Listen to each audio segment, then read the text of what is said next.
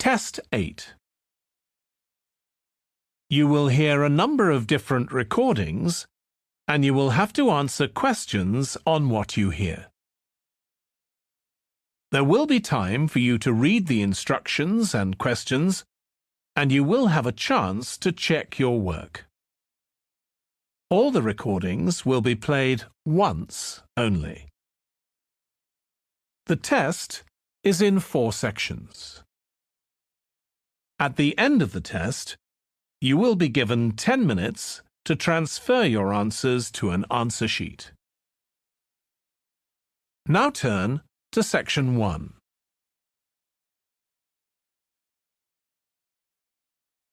Section 1.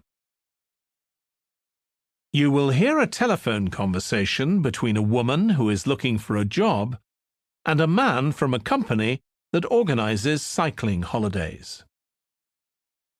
First, you have some time to look at questions 1 to 6.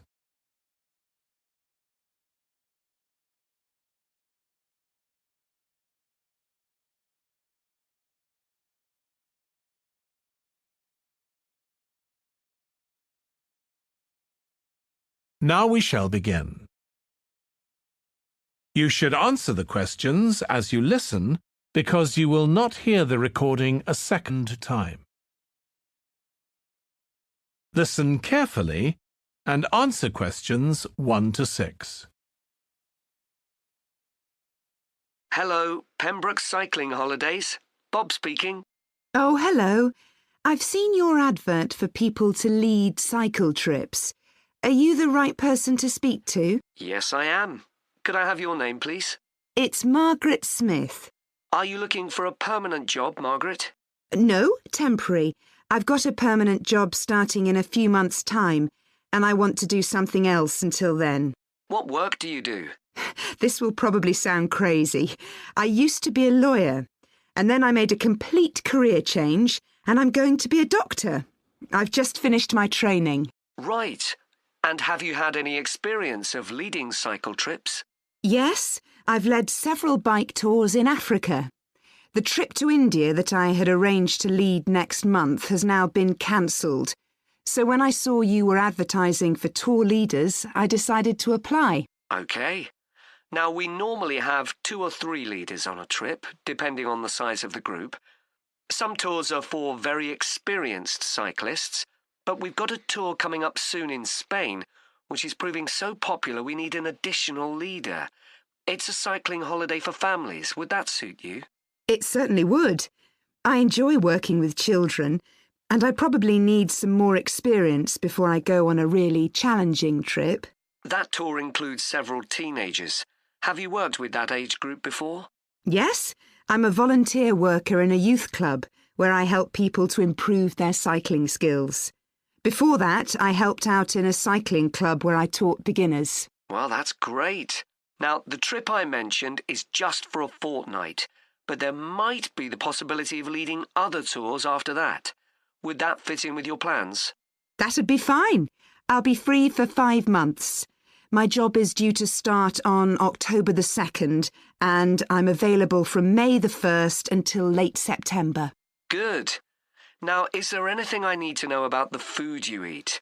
We usually have 1 or 2 people in the group who don't eat meat or have some sort of food allergy, so we're always very careful about that. Yes, I'm allergic to cheese. Would that be a problem? No. As long as we have enough notice, we can deal with that. That's great.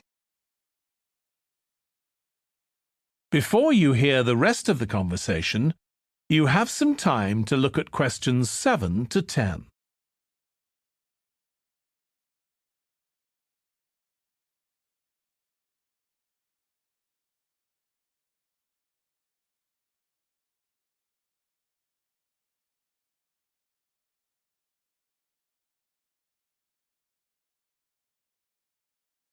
Now listen and answer questions 7 to 10.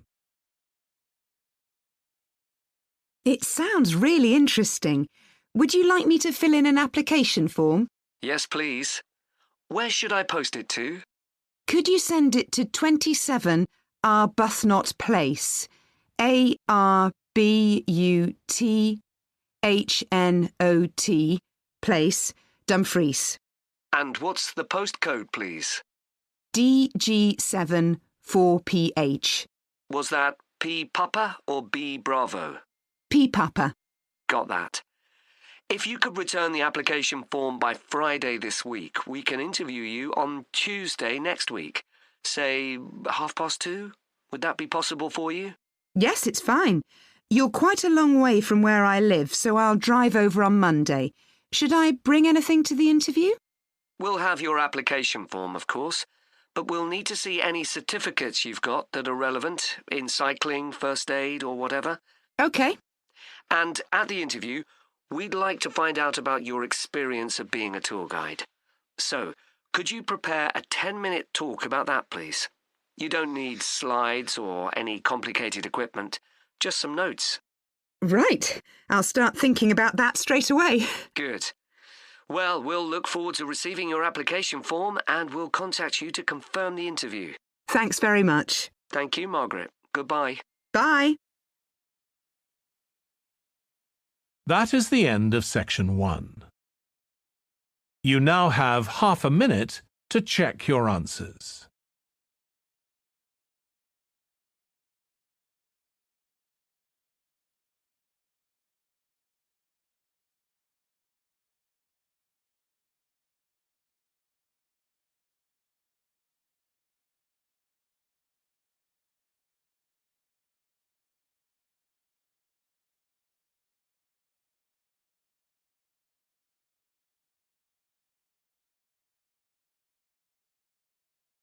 Now turn to section 2.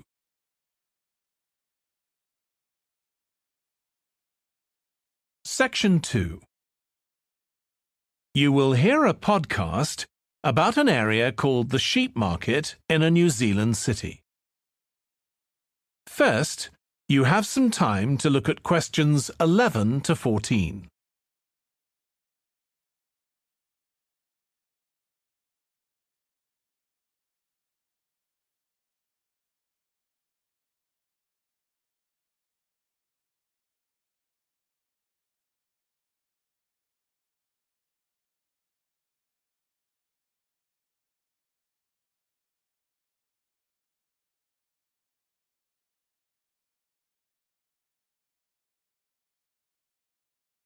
Now listen carefully and answer questions 11 to 14.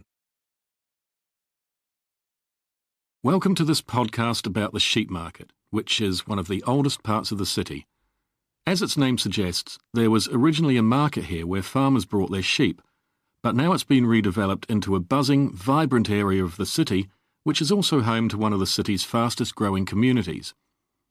The nearby university has always meant the area is popular with students who come in to enjoy the lively nightlife, but now graduates embarking on careers in the worlds of fashion and design are buying up the new apartments recently built here to replace the small houses where the market workers used to live.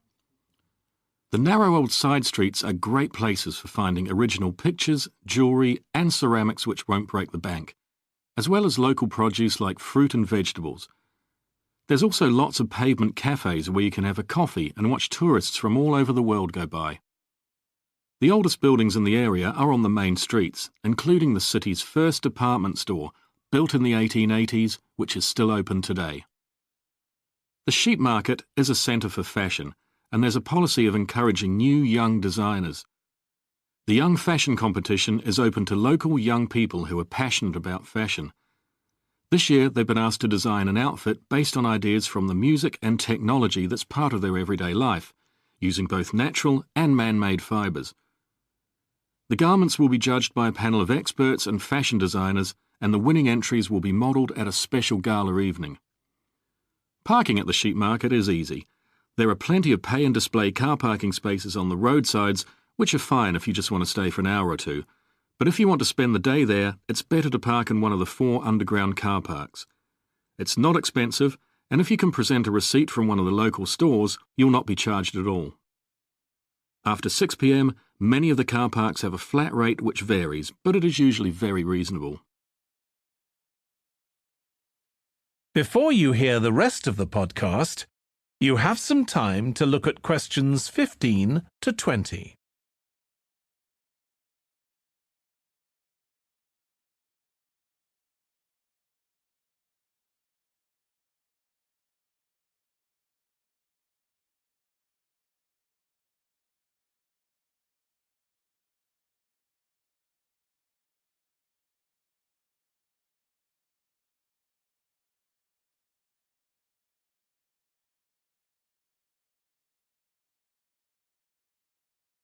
Now listen and answer questions 15 to 20. The sheep market is one of the main centres for art and history in the whole of the country. If you look at our map, you'll see some of the main attractions there. Most visitors start from Crawley Road at the bottom of the map. The Reynolds House is one of the oldest houses in the city and is open to the public. It's on the north side of Crawley Road, next to the footpath that leads to the public gardens. The area is particularly interesting for its unusual sculptures.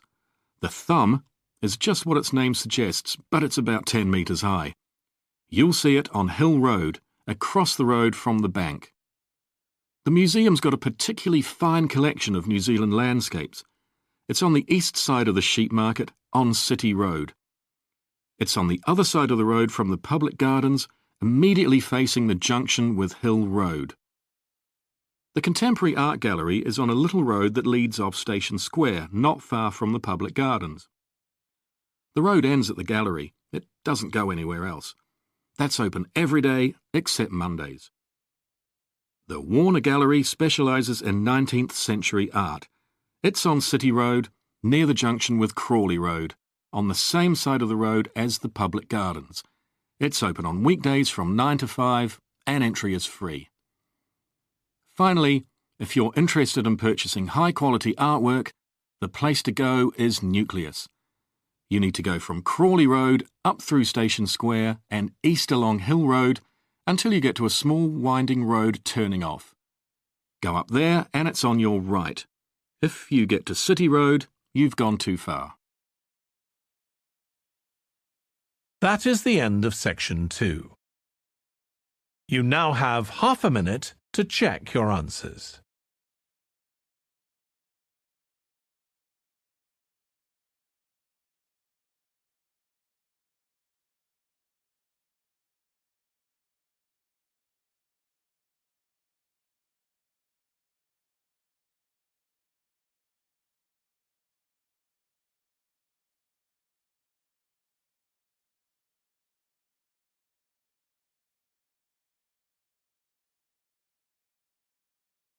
Now turn to section 3.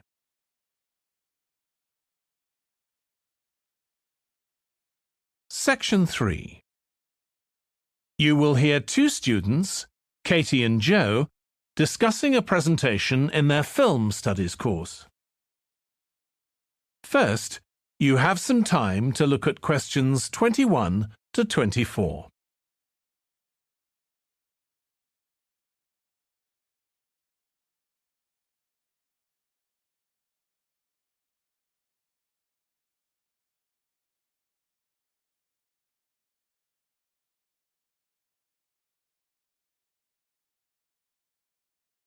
Now listen carefully and answer questions 21 to 24. Joe, you know I'm giving a presentation in our film studies class next week? Yes. Well, could we discuss it? I could do with getting someone else's opinion. Of course, Katie. What are you going to talk about? It's about film adaptations of Shakespeare's plays. I've got very interested in all the different approaches that film directors take. So I thought I'd start with Giannetti, who's a professor of film and literature, and in one of his books he came up with a straightforward classification of film adaptations based on how faithful they are to the original plays and novels. Right. I've already made some notes on that, so I just need to sort those out before the presentation. I thought that next I'd ask the class to come up with the worst examples of Shakespeare adaptations that they've seen, and to say why. That should be more fun than having their favourite versions. Yes, I can certainly think of a couple. Right. Next, I want to talk about Rachel Malco. I came across something on the internet about her work on film adaptations, and I was thinking of showing some film clips to illustrate her ideas. Will you have enough time, though, both to prepare and during the presentation? After all, I doubt if you'll be able to find all the clips you want. Perhaps you're right. OK, well, I'd better do some slides instead, saying how various films relate to what she says. That should encourage discussion. Next, I want to say something about how plays may be chosen for adaptation because they're concerned with issues of the time when the film is made. You mean things like patriotism or the role of government? Exactly. It's quite tricky, but I've got a few ideas I'd like to discuss. Before you hear the rest of the discussion, you have some time to look at questions 25 to 30.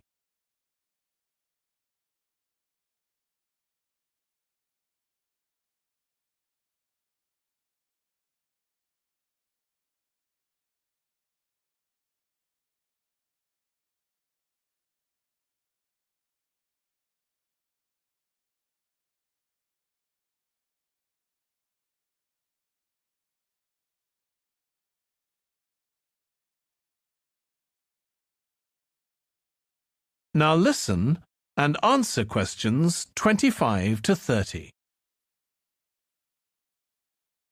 And finally, I want to talk about a few adaptations that I think illustrate a range of approaches and make some comments on them. Do you know the Japanese film Ran? I haven't seen it. It was based on Shakespeare's King Lear, wasn't it? That's right. It was a very loose adaptation, using the same situation and story, but moving it to 16th century Japan instead of 16th century Britain. So, for example, the king's daughters become sons, because in Japanese culture at that time, women couldn't succeed to the throne. OK. I hope you're going to talk about the 1993 film of Much Ado About Nothing. I think that's one of the best Shakespeare films. It really brings the play to life, doesn't it? Yes, I agree. And I think filming it in Italy, where the play is set, makes you see what life was like at the time of the play. Absolutely. Right, what's next? Next, I thought Romeo and Juliet, the 1996 film, which moves the action into the present day. Yes, it worked really well, I thought, changing the two feuding families in the original to two competing business empires, even though they're speaking in the English of the original play. You'd expect it would sound really bizarre, but I found I soon got used to it. Me too.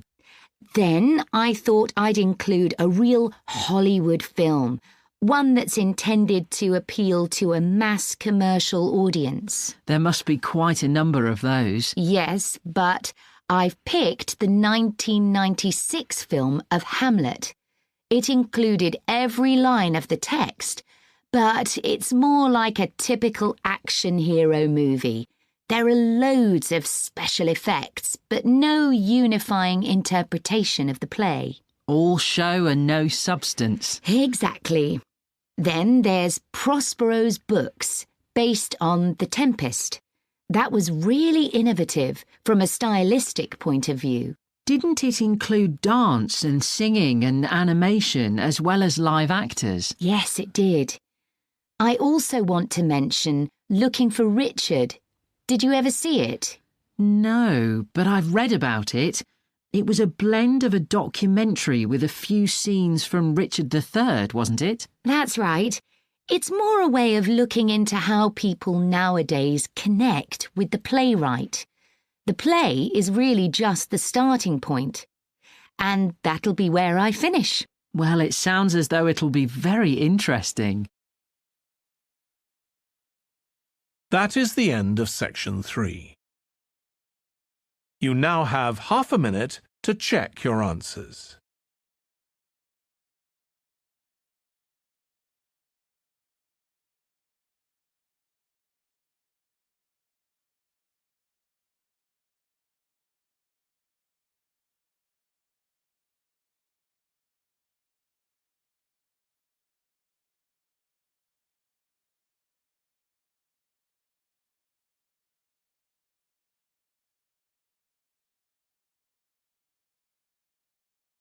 Now turn to section 4.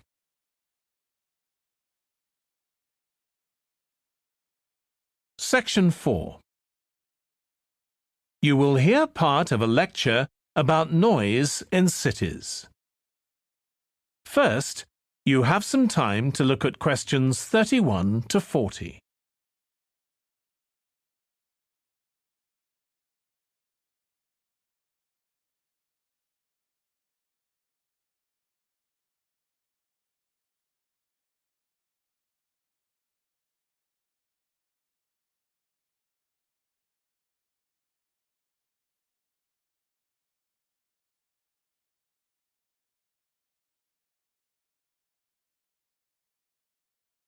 Now listen carefully and answer questions 31 to 40.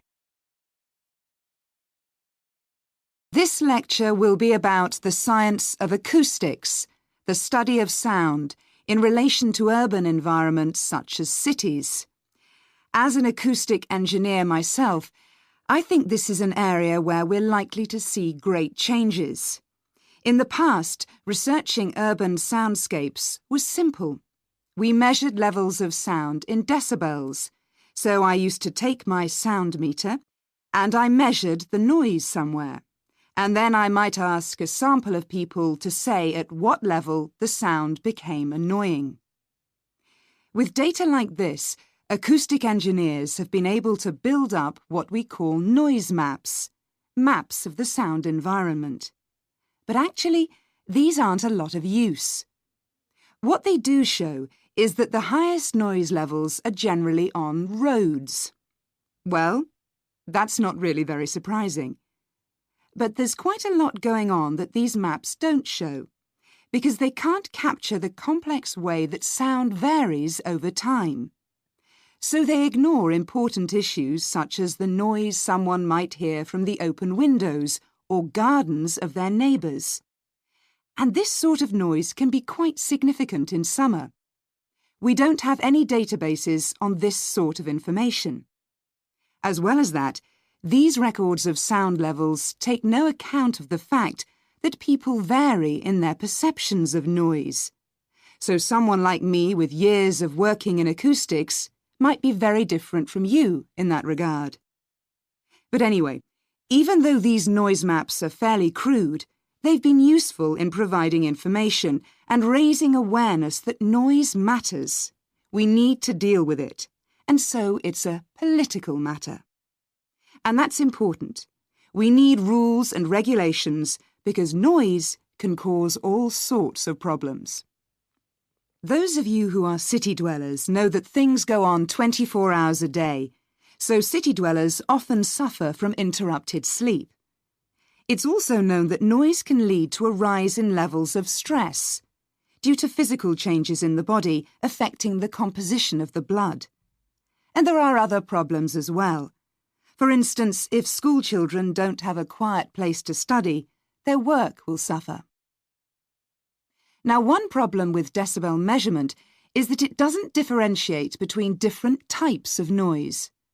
Some types of sounds that most people would probably think of as nice and relaxing might well score quite highly in decibel levels.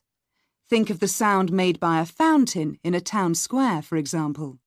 That's not necessarily something that we'd want to control or reduce. So maybe researchers should consider these sorts of sounds in urban design. This is going to be tricky, because just measuring decibel levels isn't going to help us here. Instead, many researchers are using social science techniques, studying people's emotional response to sound by using questionnaires and so on.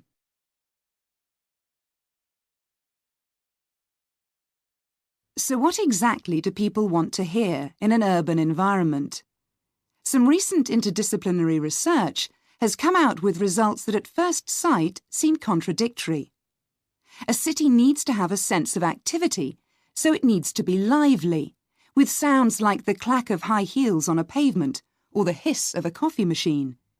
But these mustn't be too intrusive, because at the same time we need to be able to relax.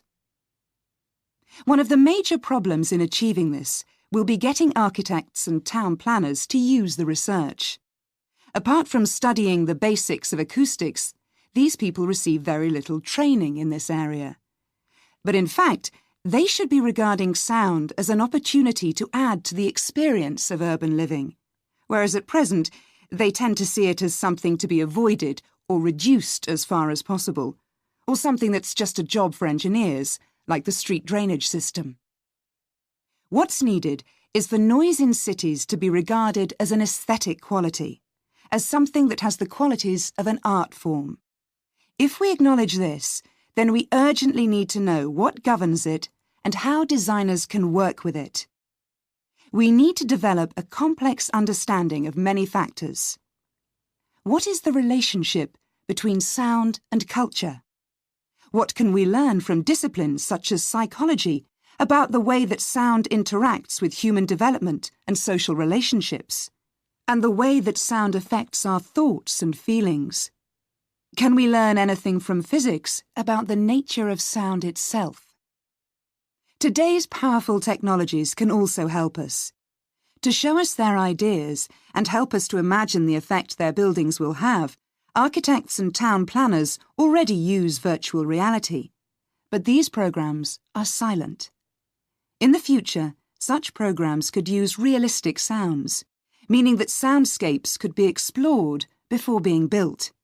So hopefully, using the best technology we can lay our hands on, the city of the future will be a pleasure to the ears as well as the eyes. That is the end of section 4. You now have half a minute to check your answers.